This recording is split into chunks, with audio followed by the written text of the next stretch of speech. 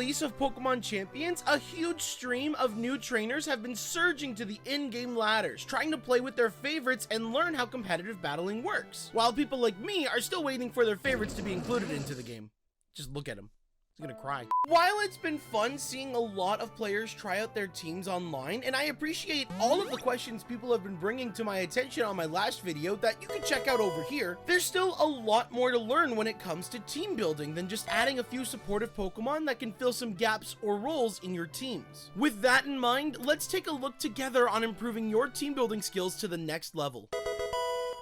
When choosing your 6 pocket monsters, there should be a clear focus on how your team functions and how you're going to accomplish that goal. This can be as simple as, I want to use Garchomp and abuse all the extra damage it gets when it Mega Evolves. Or maybe you want to use a really funny combo like skill swapping Pure Power from Mega Starmie onto Tinkaton, so that way Megaton Hammer can nuke opposing Pokemon properly. If you don't want a Mega as your win condition, that's fine too. Maybe the Generation 9 Dolphin Palafin interests you and you want to abuse that legendary stat total from its 0 to hero ability as fast and efficiently as possible. Regardless of what your goal is for your team, there should be a clear objective for what your team wants to do, and your team building should be the plan that gets it off the ground.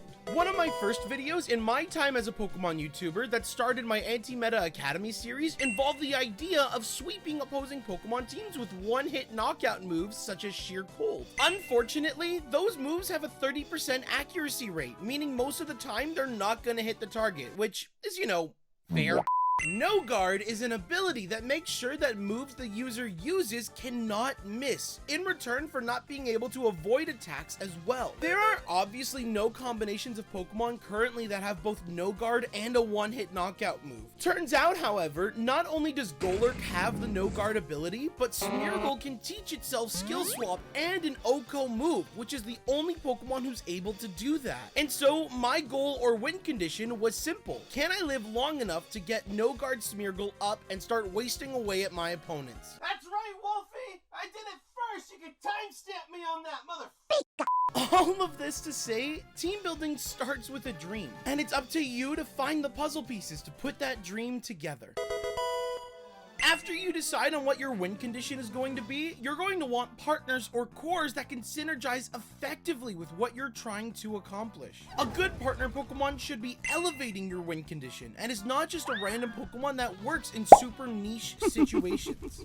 Take the Garchomp win condition that I mentioned earlier. When Garchomp Mega Evolves, it gains a lot of important stats, such as 40 points into its physical attack stat and some extra bulk to round it out. However, it does come at the cost of its speed stat losing 10 points, lowering its speed tier by a hefty amount and allowing other Pokemon like Tinkaton and Mimikyu to outspeed and knock it out.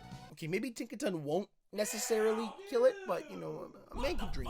Luckily, there are some solid partners to help get it back on its feet again. Talonflame would be a great solution towards the speed problem. Not only does it get access to priority-based tailwinds to immediately double our Garchomp's speed stat, but thanks to its flying type immunity to ground type attacks, you're free to spam powerful earthquakes with no repercussions to your partner from your powered up Garchomp. At the same time, however, it's able to attack the grass and bug types that would normally resist ground attacks, being able to cover for the Pokemon that Garchomp can't hit. Cores are similar to partners. However, they involve a group of Pokemon that can synergize super well with each other, while also adding to your team's win condition. The great thing about a lot of cores is that they usually cover each other both offensively and defensively. The most well-known core that you've probably heard of is the Fire, Water, Grass Balance core, which has been around in VGC for years. Water types are able to cover for grass type weaknesses such as fire or ice. Grass types can cover for fire type weaknesses like water or ground. And fire types can cover for water type weaknesses like grass. This doesn't mean that you can just throw any Pokemon of these types onto a team together and call it a core necessarily. They should still be able to synergize. I think an excellent example with the Pokemon that currently exist in Pokemon Champions when it comes to finding a core include Palafin, Incineroar, and Sinistcha. This is a very beginner core that is similar to the Balance core used at the beginning of Scarlet and Violet. Palafin wants to switch out as soon as possible to activate 0 to hero, so it can be a huge damage dealer for your team. Incineroar and Sinistcha want to switch in constantly so they can get off Intimidates and Hospitality boosts respectfully, lowering our opponent's attack while keeping our team topped off in health.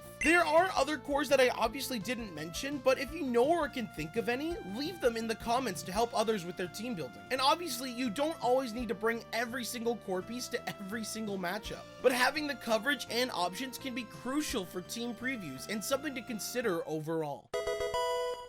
There are numerous playstyles when it comes to team building, which can help create your win condition or open up a second one if need be. Similar to cores, archetypes have their strengths and weaknesses. However, instead of including them onto teams, they are the focus, not the support. There are many archetypes that exist in competitive Pokemon. Popular ones include Hyper Offense, Weather, Balance, Setup, and Stall. While we won't go into all of these archetypes here, it is important to settle on one or two of these playstyles and team build accordingly. For example, Hyper Offense teams rely on hitting opponents super fast and super hard. They want to take immediate KOs and end games as soon as possible. A simple combo that you could find pretty easily in Pokémon Champions involves combining Whimsicott and Hisuian Typhlosion together. With the power of a Choice Scarf, Hisuian Typhlosion can move before other Pokemon and use the move Eruption, which is the hardest hitting Fire-type move in the game as long as the user remains at full or high HP.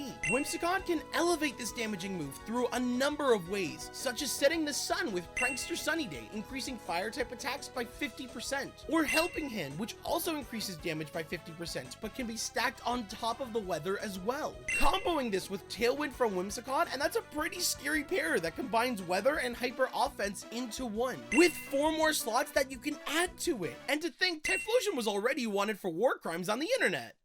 Don't look it up.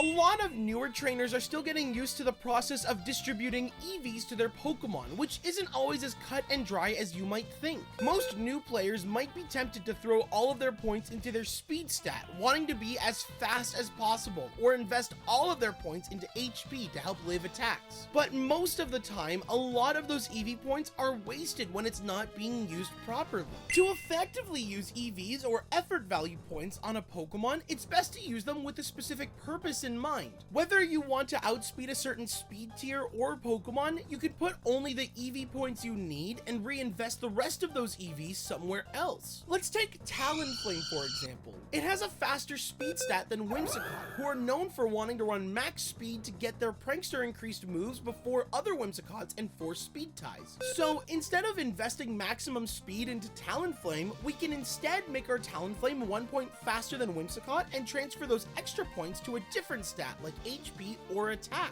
to help confirm kills or take hits better, especially into said Whimsicotts with priority boosted Brave Birds or dual wing beats. Speaking of which, damage calculations are also good to look into, whether dealing or receiving any. Recently, someone in my Discord server asked me about Farigiraf getting one shot against Charizard Y in the sun, most of which run a moveset of Heat Wave, Solar Beam, Protect, and either Air Slash or Weather Ball. Before putting any bulk onto Farigiraf, in a double battle scenario against a modest Charizard with max special attack, Farigiraf takes 80 to 94% from a single Heat Wave if a partner Pokemon is out. Maxing Farigiraf's HP stat drops incoming damage to 68 to 81%. While this is much better, that Weather Ball I mentioned earlier still has a 75% chance to take out Farigiraf.